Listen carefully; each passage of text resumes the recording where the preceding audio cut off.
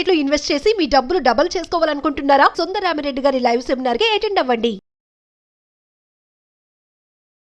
Hi viewers, India's largest digital media network Suman టీవీకి స్వాగతం. ప్రస్తుతం మనతో ఉన్నారండి ఒక సైకాలజిస్ట్ శ్రావ్య గారు అని, వైజాగ్ నుంచి. నేను తనది ఇన్స్టాలో రీల్స్ చూశానండి, చాలా చక్కగా చెప్తారనమాట. సో నాకు అప్పుడు అనిపించింది బోల్డ్ అనే టాపిక్స్ శ్రావ్య గారితో చెయ్యొచ్చు అని చెప్పి నేను ఇన్స్టాలో పాపం మెసేజ్ చేసిన వెంటనే రిప్లై ఇచ్చారు. సో అలా అలా కాంటాక్ట్లోకి వచ్చేసారు. ఈరోజు మన ముందుకు వచ్చారు. బోల్డ్ అనే టాపిక్స్ మనం సైకలాజికల్ పరంగా శ్రావ్య గారిని అడిగి తెలుసుకుందాం. నమస్తే శ్రావ్య గారు. నమస్తే రాధా గారు. సో మామూలుగా చిన్నపిల్లలు చేస్తే ఏదో తప్పు వాళ్ళకి తెలియక చేశారు, వాళ్ళకి అది కొత్తదనం కోసం చేశారు అనేది ఉంటుంది ఏదన్నా మిస్బిహేవియర్ గురించి మనం మాట్లాడుకుంటే. కానీ మావయ్యలు కోడళ్ళను, తాతయ్యలు మనవరాళ్ళను కూడా చాలా దారుణంగా హింసిస్తూ ఉంటారనమాట. వాళ్ళ దగ్గర అసభ్యంగా ప్రవర్తిస్తూ ఉంటారు.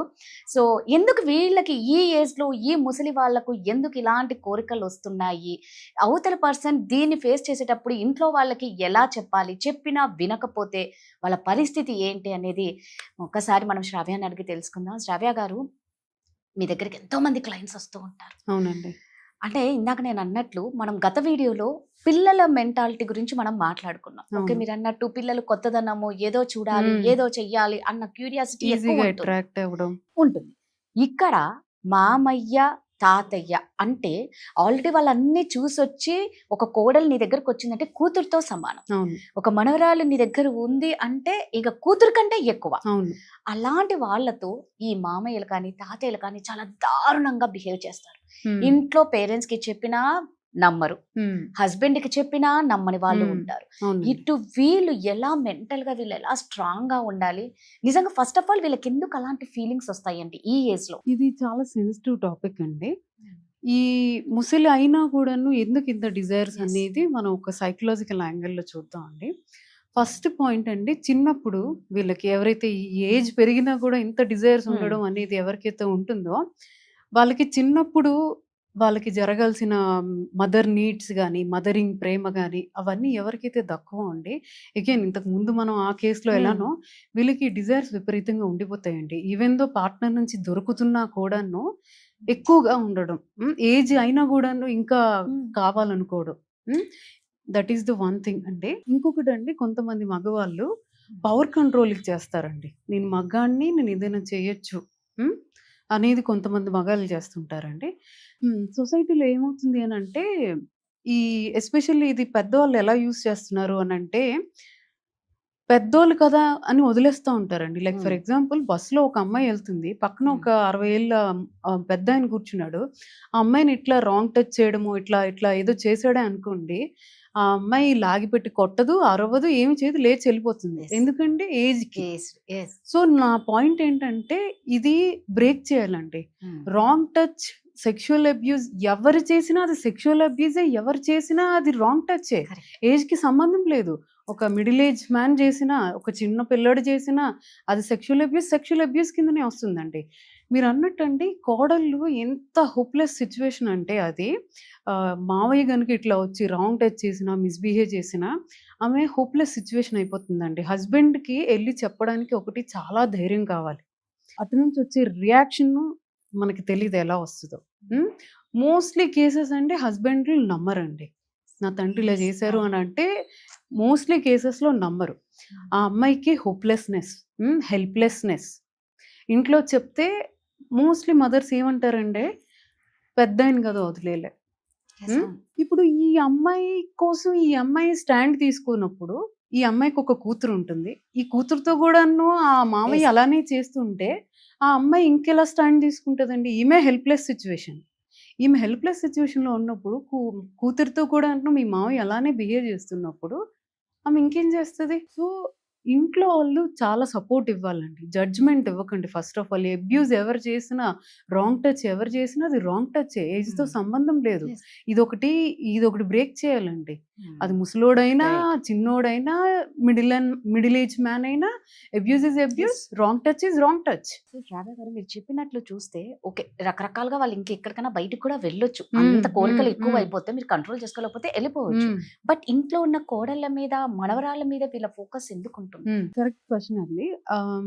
యాక్సెసిబిలిటీ అండి. Yes. ఇంట్లో యాక్సెసిబిలిటీ దొరుకుతుంది. కోడలు అనేసరికి ఒక వల్నరబుల్ పొజిషన్ లో ఉంటది. అత్తమామలకి రెస్పెక్ట్ ఇవ్వాలి. ఆమె బయటకి తీసుకురాదు విషయాన్ని. ఒకవేళ అయితే చాలా రేర్ కేసెస్ అండి, బయటికి చెప్పుకోరు. చాలా చాలా ఎక్కడో తప్ప బయటికి ఆ విషయాన్ని బయట పెట్టరు. ఇది వాడుకుంటారండి. ఒకటే యాక్సెసిబిలిటీ, ఇంట్లోనే ఉన్నారు ఆడవాళ్ళు ఇద్దరు. కోడలు వల్నరబుల్ పొజిషన్ లో ఉండడం వల్ల ఆమె బయటికి చెప్పుకోలేదు ఆ విషయాన్ని. ఇంకన్నా అతని పరువు కూడా పోదు కదా. బయట ఎక్కడో ఆ పని చేస్తే బయట ఎవరైనా కొట్టినా బయటపడిపోతుంది కదా విషయం. ఇంట్లో అది బయటికి రాదు విషయం. ఒకవేళ వచ్చినా 4 గోడల మధ్యనే ఉండిపోతుంది. మనవరాలు కూడా అలానే అండి. ఎప్పుడైతే కోడలు తన కోసం తన స్టాండ్ తీసుకోకుండా ఉంటుందో, మనవరాలు అమ్మాయి ఏం చేయలేకపోతుంది. అమ్మ సిచ్యువేషన్ హెల్ప్లెస్. మనవరాలు కూడా అలానే ఉంటది. ఎవరు వీళ్ళని చెప్పినా నమ్మరు అన్న ధైర్యంతో వీళ్ళు చేస్తారు. సో ఇదంతా మరి సెక్సువల్ అబ్యూస్ కిందే వస్తుందా శ్రావ్య గారు? అవునండి, 100% ఇది సెక్షువల్ అబ్యూస్ కిందే వస్తుందండి. ఇంకా ఈ మనవరాలు ఏదైతే ఉందో, ఒకవేళ మైనర్ అయితే పోక్సో యాక్ట్ ప్రకారం చైల్డ్ అబ్యూస్ కింద వస్తుందండి, which is very punishable. So అంటే ఇప్పుడు మీరు అన్నారు కదా ఇందాక, భర్త ఇందులో మెయిన్ పెద్ద నమ్మాలి ఎవరు అంటే భర్తనే అన్నమాట. అలా భర్త నమ్మని పరిస్థితుల్లో ఈ భార్య పరిస్థితి ఎలా ఉంటుందండి? మెంటల్ గా వాళ్ళు చాలా డిస్టర్బ్ అవుతూ ఉంటారు. వీళ్ళ సిచ్యువేషన్ ఏంటి? నాకు తెలిసి కొన్ని డివోర్స్ కిందకి కూడా వస్తాయేమో. అవునండి, డివోర్స్ కేసెస్ ఇలాంటివి జరుగుతున్నాయి. ఈ హస్బెండ్ కి చెప్పినా కూడాను హస్బెండ్ అర్థం చేసుకునే సిచ్యువేషన్స్ కొన్ని అయితే, కొన్ని కేసెస్ లో ఏమవుతుంది, నీకు మా అమ్మ నాన్నలతో ఉండడం ఇష్టం లేదు, అందుకు నువ్వు ఇలాంటివి చెప్తున్నావు అనేవి కొన్ని కేసెస్ అండి. కొన్ని కేసెస్ నమ్ముతారండి. నమ్మి వాళ్ళకు కూడా ఓ వాయిస్ ఉండదు. నాన్న మీద తిరిగి అరుద్దామని కానీ లేకపోతే అడుగుదామనే వాయిస్ వాళ్ళకు కూడా ఉండదు. అది కూడా అగైన్ హెల్ప్లెస్ సిచ్యువేషన్ అండి. మరి ఎలా అండి దీని నుంచి బయటపడాలంటే? పాప ఈ అమ్మాయి పరిస్థితి ఏంటి? ఎప్పుడైతే హస్బెండ్ నుంచి ఎలాంటి సపోర్ట్ లేనప్పుడు లీగల్ గా హెల్ప్ తీసుకోవడం చాలా అవసరం అండి. ఇంకొకటి అండి, నా రిక్వెస్ట్, అట్లీస్ట్ మదర్ అండి, అంటే ఎవరికైతే ఇట్లాంటి జరుగుతున్నప్పుడు ఆమె కంప్లీట్ గా హెల్ప్లెస్ అండి. ఆ హెల్ప్లెస్ టైంలో అట్లీస్ట్ మదర్స్ ఏం అవ్వదమ్మా మేము ఉన్నాము అనే అష్యూరెన్స్, జస్ట్ ఒక మాట అనండి చాలు, అది చాలు. ఇంకాను హస్బెండ్ ఎప్పుడైతే హెల్ప్ లేనిది, అంటే హస్బెండ్ నుంచి ఎలాంటి హెల్ప్ లేనప్పుడు లీగల్ గా వెళ్ళడమేనండి. ఇంకా దానికి వేరే ఆప్షన్ ఏం లేదు. లీగల్ గా వెళ్ళడం బెటర్ ఆప్షన్. సో శ్రావ్య గారు, మామూలుగా మనం గుడ్ టచ్ బ్యాడ్ టచ్ గురించి బాగా అవేర్నెస్ ఇవ్వాలి, ప్రతి పిల్లలకి తెలియజేయాలి, ఇంట్లో కానీ స్కూల్లో కానీ అని చెప్తూ ఉంటారు. చెప్పడంలోనే ఉంది, దానికంటూ స్పేస్ ఇస్తున్నారా? ఎస్ అండి, వెరీ గుడ్ పాయింట్. అంటే యాక్చువల్లీ చాలా స్కూల్స్ లో కూడా అవేర్నెస్ వస్తుందండి. గుడ్ టచ్ బ్యాడ్ టచ్ కోసం టీచర్స్ చెప్పడం, ఇళ్లలో మదర్స్ నేర్పిస్తున్నారు. కానీ ఒకతను వచ్చి నీతో మిస్బిహేవ్ చేస్తున్నప్పుడు ఆ పాప వచ్చి మీతో చెప్పేంత స్పేస్ మీరు ఇస్తున్నారా లేదా కూడా ఇంపార్టెంట్ అండి. ఆ స్పేస్ కూడా ఇవ్వాలి. సో నిజంగా అంటే ఆ స్పేస్ ఖచ్చితంగా ఇవ్వాలి పేరెంట్సే ముఖ్యంగా. ఎందుకంటే ఈ మామలు, మామయ్యలు, తాతయ్యలు, పక్కింటి పిల్లవాడు, ఆడుకొనికొచ్చే పిల్లలు, చదువుకొనికొచ్చే పిల్లలు చెప్పుకోలేకపోతూ ఉంటారు. కాబట్టి ఆ స్పేస్ పేరెంట్స్ ఇవ్వాల్సిన బాధ్యత. థ్యాంక్ యూ అండి.